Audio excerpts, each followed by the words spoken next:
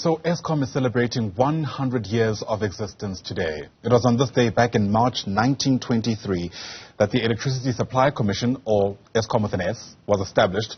A lot has happened since then, and here are some of the highs and lows, essentially, as we take stock of this milestone. Let's bring in Martin van Staden. He's the Deputy Head of Policy Research at the South African Institute of Race Relations. Martin, it's great to see you. Thanks so much indeed for making time to speak to us. And in preparation for our discussion today, we actually pulled up an opinion piece that was published earlier this year, where essentially you speak about the dangers of monopolistic institutions in any society degenerating into an existential crisis or threat for that particular society. I wonder to what extent you reckon that's the beginning of the end of the Eskom story when we think about how bad things have become. Yeah, absolutely. I mean, that is, to my mind, the reason why we are in this malaise that we are today. I mean, every society, every company, every community has issues of corruption and incompetence from time to time. It's not a permanent fixture, but it does come about eventually. So we cannot take aim at mismanagement only for the reason that we are in this crisis, and we must look at what is the reason inside Eskom that it's this bad at a society-wide level, and that is simply the Eskom monopoly, these huge degree of centralization, where Eskom supplies all of South Africa's electricity transmission and about 80+% of electricity generation.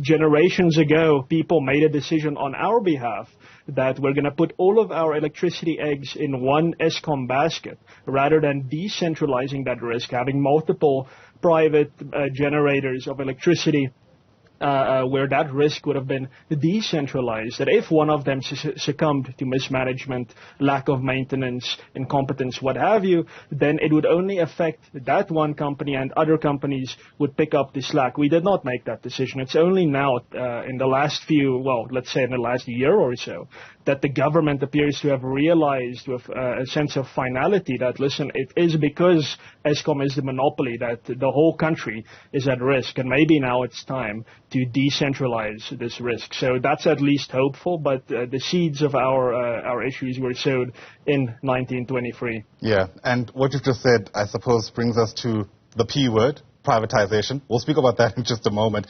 But I just want to, for a second, just give our forefathers the benefit of the doubt, right? We know there's classic economic thought that speaks about why institutions like Eskom ought to be in government hands. The thinking there is that the state, hopefully, wants to take care of its people. They're not profit-driven and therefore won't necessarily have the incentive of driving up prices in order to make money. That obviously isn't the case in some communities or some countries, but that certainly was the thinking in South Africa. Where did we go wrong?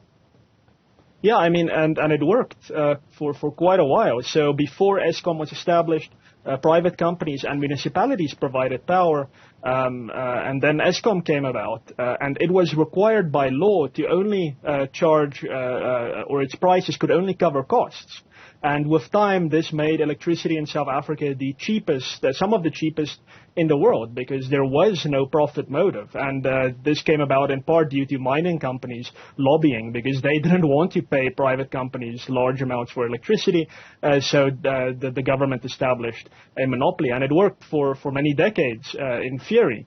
But the issue you always run into, regardless of that good intention that ultimately goes into the idea of providing cheap power, is that prices need to be able to respond to changing market circumstances. So during the previous era, there was high economic growth for a while. Eskom met that with building many new power stations through the 1970s. And then in the 80s, economic growth slowed down due to sanctions and all the economic contradictions of the apartheid system. And that stopped. Eskom no longer built power stations. But as we came out of apartheid, our economic growth reached relatively healthy levels. But Eskom did not meet the increasing demand for electricity, because Eskom at that stage wanted to still keep prices low. It knew that if it built new power plants, it would have to raise prices. So it made a political decision, because it's a regulated price, a political price, that it is not going to engage in what a normal business would to meet future demand. And it took many years for Eskom to decide that it had to build Medupi and Kusile at huge costs, and now South Africans are very used to huge tariff hike requests that Eskom puts through to NERSA, and that is because Eskom is effectively playing catch-up. It had many decades of artificially low pricing, and now it is playing catch-up because it needs more money. It's simply a reality. It needs a lot more money to deal with the crisis that we are in. And South Africans are rightly concerned about that. I might defend the price mechanism, but Eskom has a bloated staff, many more staff than it had when it produced more power. Eskom engages in what could only be described as political procurement. We now know that there's a hell of a lot of corruption in Eskom. So South Africans are concerned that if we pay more, which might be justified, this money is not being spent on generating more electricity. So the folly of centralization and monopolization, even when it's done well for a period, will always be in the background following a society around.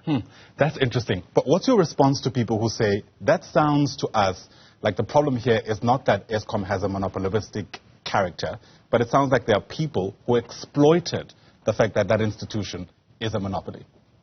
Yeah. Well, I mean, it's true. That's certainly true, and that's part of the problem. The fact that Eskom is a monopoly will always mean it's going to act as especially if it has a period of a successful monopolistic behavior where it succeeds and has money and has resources and has good assets. It's always going to attract the less than people with less integrity in the political realm to it. And that is even more reason why, at the end of the day, you have to decentralize your risk. And private companies don't have the same incentive structure as a state company, and that has its pros and it has its cons.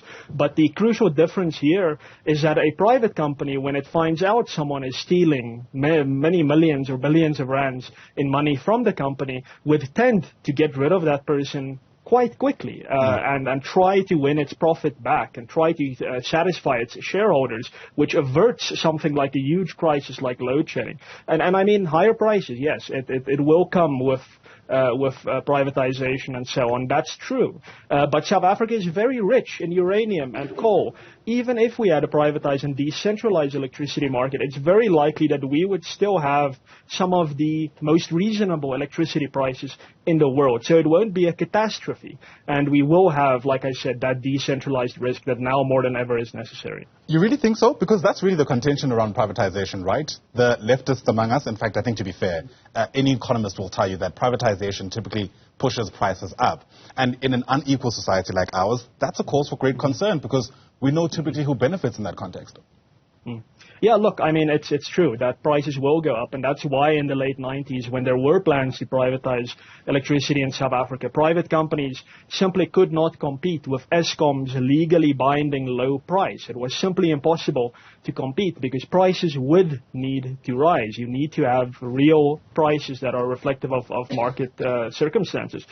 So in South Africa, of course, in a relatively poor society, that's not great. However, there is always the possibility of government subsidizing the purchased electricity of the poor. The Institute of Race Relations has long been an advocate of what is called vouchers for education and healthcare, where government, rather than providing the service itself, rather becomes a funder, rather gives the poor, the deserving poor, vouchers to pay for their own education and healthcare that they get from the far more efficient private sector. And I mean, the same principle could be applied to electricity, where if we have a stable supply of electricity from the private sector, certainly slightly more expensive at the very least, government could pay for that electricity on behalf of the poor, rather than putting us in the situation where in pursuit of cheap electricity, we are at the doorstep of a grid collapse, where maybe for many weeks nobody will have electricity, and that could be the death knell of our entire economy. That is simply an unacceptable unacceptable risk. Interesting. Andre de Ruyter has been criticized by some people for focusing too much on renewable energy as opposed to fixing what we currently have in the form of the infrastructure and capacity at Eskom. But there are also people who are saying that even if privatization were to happen, it needs to take place meaningfully. It can't just be any company using any kind of energy generation to kind of plug the holes where Eskom has left a gap. If we were to decentralize the supply of energy in this country, what should that look like? Because, yes, there are benefits to renewables, but of course we all know that the weaknesses are also well documented. Yeah, look, I would say that it needs to be source agnostic.